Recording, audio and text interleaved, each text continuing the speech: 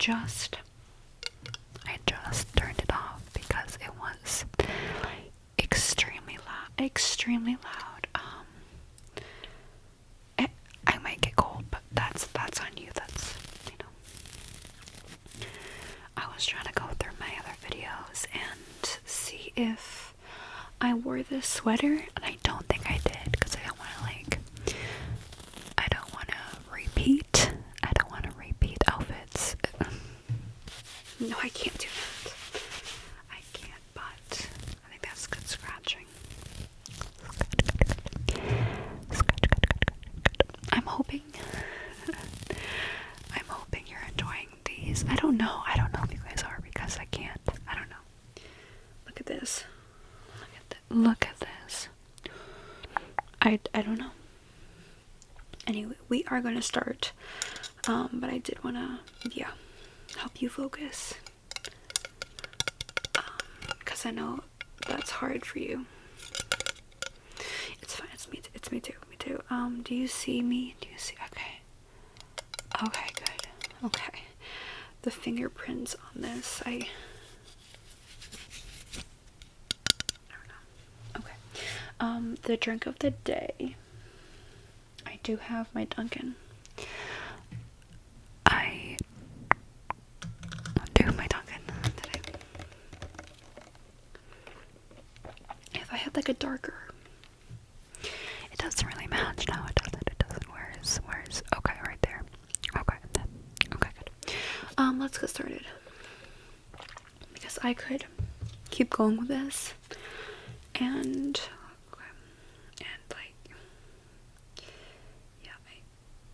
no. Do you know what one we're on? Okay, good. I don't know either. I've been gone, and I might post on this like a week after though, so it's not. But I've been gone, and oh gosh, I'm so sorry. I usually try to film on Mondays, but it's Tuesday, so it's throwing me off. It's throwing me off. I don't know. Okay. So we have read Cinderella, Hansel and Gretel, Goldilocks and the Three Bears, Jack and the Beanstalk. Did I read Little Red Riding Hood? 1, 2, 3, 4. I don't think I have. I think that's the next one. I don't know. Let me check. Have we? You have to answer me. Have we? Because I don't know. 58. I don't think we have. I think the last story I read was Jack and the Beanstalk. Am I wrong? No, I'm not. I don't think it's gonna stink if I'm reading this whole one again. I'm so sorry. I don't think I did. Okay. Little Red Riding Hood. I love this story. Have you guys ever seen the movie? It's I feel like it's pretty. It's underground. But it's one of my favorite Little Red Riding Hood like movies. It's called Little Red Riding Hood. I'm forgetting what year. It was like early 2000s, but it actually had Henry Cavill in it. I think I'm saying that last time. Like him, like really young, like as the huntsman. If you look it up, maybe you'll find it. I don't know what year it came out, but it was good. It was cheesy, but it was good. Okay. Little Red Riding Hood. Again, I'm gonna just kind of back up. Read this kind of soft-spoken as best as I can. You know my voice. You guys know the drill. Okay, I'm gonna it's chilly. I have my pillow, so okay. I feel kind of bed posture. These are touching me. Once upon a time, there was a little girl who lived with her parents in a small village on the edge of the woods. She was known throughout her village as Little Red Riding Hood because of the scarlet cloak she wore around her shoulders. The cloak had been a gift from Little Red Riding Hood's granny, whom she loved very much. One day, Little Red's mother received a letter from her granny. The sweet old woman was suffering from a terrible cold and couldn't leave her house, which sat a little ways into the woods. Little Red's mother packed a basket of goodies and instructed the girl to take it down the path to grandmother's house. "Be careful while you're in the woods, Little Red," her mother said. "Stick to the path, don't dilly-dally, and never talk to strangers." Little Red took the basket and skipped down the path to her granny's house, intending to follow her mother's instructions. However, the girl had only been in the woods for a matter of moments when a field of wildflowers distracted her. "Oh my, what beautiful flowers," Little Red said. "Surely Mother wouldn't mind if I made Granny a bouquet. Flowers help people feel better when they're ill." She convinced herself a quick stop when it hurt and had a seat in the field. Little Red picked the prettiest flowers and made herself a flower crown, a flower necklace, and 2 flower bracelets. By the time she finished, there were no flowers left to make a bouquet for her granny. Is bouquet one? Bouquet. Yeah, that's good. Okay. "Oh well," Little Red said, "I'm sure seeing me will make Granny feel just as good as a bouquet of flowers would."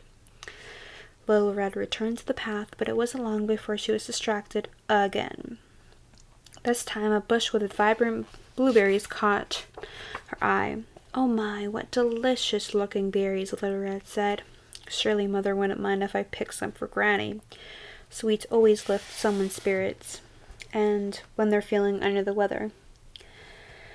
So Little Red stopped to pick her granny some blueberries. She tested one to make sure they were sweet. She tested a second berry to make sure the first berry hadn't been a fluke. The third and fourth berries were just a little reward she gave herself for being so thoughtful. The berries were so delicious, Little Red couldn't stop eating them. By the time she remembered to pick some for Granny, she had eaten them all. "Oh well," Little Red said, "I'm sure I'll be as sweet a treat as anything for Granny." Little Red didn't want to waste any more time, so she decided to stick to the path the rest of the way to her granny's house. When she was about halfway through the woods, Little Red had an awful fright. Standing on the path in front of her was a ferocious black wolf with big ears and sharp teeth. "Hello, little girl," the wolf growled. "Hello," Little Red said, not wanting to be rude but then she quickly covered her mouth. "Oops, I promised my mother I wouldn't talk to strangers." "Oh, but I'm not a stranger," the wolf said with a grin. "I've been watching you from the minute you stepped into the woods. I watched you pick flowers in the field, and I watched you eat all the blueberries off the bush. So you see, we're very well acquainted."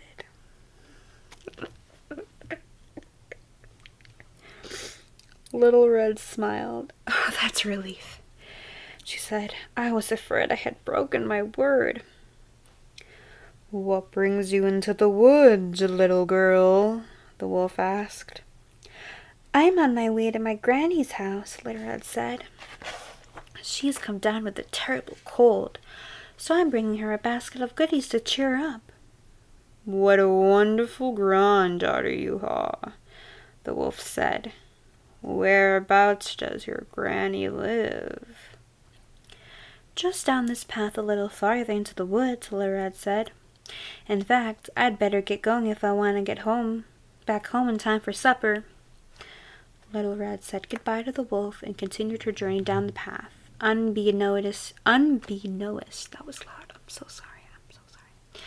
To her, the wolf had darted through the woods beside the path and arrived at her granny's house before her. Thanks to Little Red's directions, the wolf was going to enjoy 2 meals. How many? 2, yeah. He found the old woman asleep in bed and gobbled her up in one bite. And by the time Little Red arrived, the wolf was dressed in Granny's clothes and lying in her bed. Oh, I forgot to show you the picture. Hang on. There is a little picture. Isn't that? Yeah. Yeah, that's done. Okay. Granny, it's Little Red, she said, and knocked on the door. I've brought you a basket of goodies. Come in, my child, the wolf said, pretending to be Little Red's granny. Little Red figured her granny must be sicker than she thought because her voice was almost unrecognizable. She ran to the side of the granny's bed and had a good look at her. The old woman didn't look like herself either. Oh my, what big ears you have, Little Red said. The better to hear you with, my dear, the wolf said. Oh my, what a big nose you have, Little Red said. The better to smell you with, my dear. Oh my, what sharp teeth you have.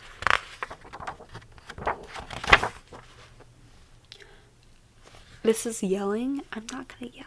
I'm not, but I'll whisper you already. The better to eat you with, my dear. The wolf leaped out from under the covers and Little Red screamed. He gobbled the little girl up in one bite, and she joined her granny in the creature's stomach after having 2 meals back to back. The wolf was so full that he could barely move. He lay back in bed and waited for the little girl and woman to digest. I don't know why I couldn't say digest.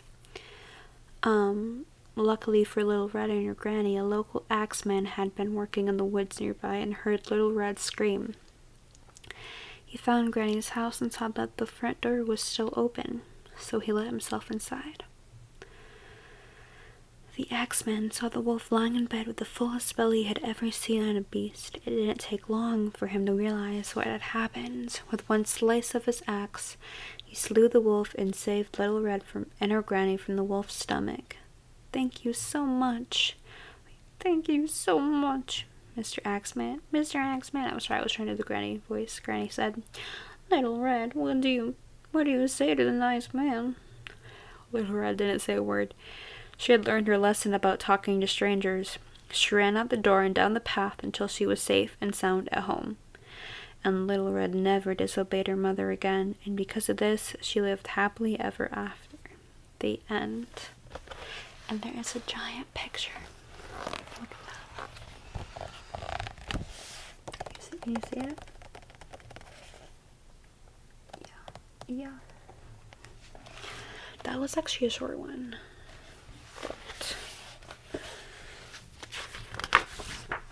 Oh, okay. Oh, the next one's long. Dang, okay.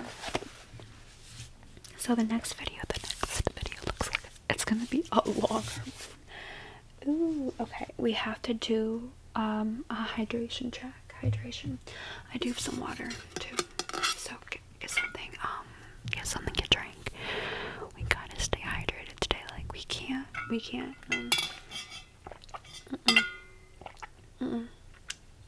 You have to drink too. You gotta get off the bed and you gotta drink. Okay. Can you just before I let you go, could you just smell this for me? To see if you like if it's something that I should use. It is called Santa Vila. And I'm trying to think of what kind of it's like oranges, you know.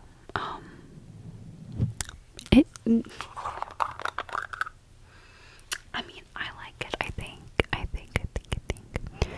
I just wanted your opinion on it. Opinion. What do you think? Yeah. I think it smells good. I mean, I think it does. Okay. Thank you.